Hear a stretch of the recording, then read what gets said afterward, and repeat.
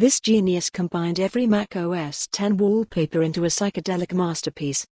I like to think that somewhere inside the bureaucratic labyrinth of Apple's employee structure, there's a single person with the world's greatest job. Each year, they only have to do a single thing: traverse the world and try to take a sick photo of a landscape for the latest macOS wallpaper. Does this job exist? Who knows, but I can dream. Birds are cool.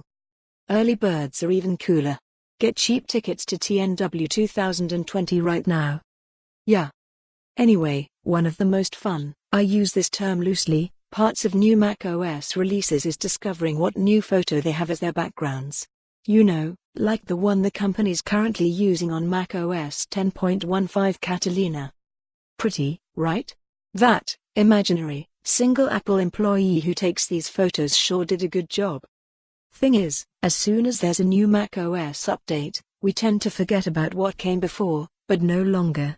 Why?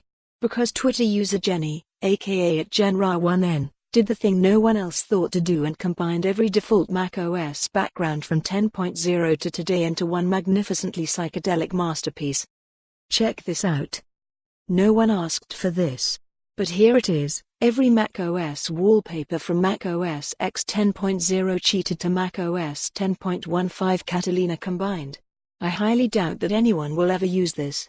But I'll use it. lolpic.twitter.com/qh9kio3oxt. J. @GenRa1n, December 25, 2019. It's phenomenal. It's like a magic eye painting.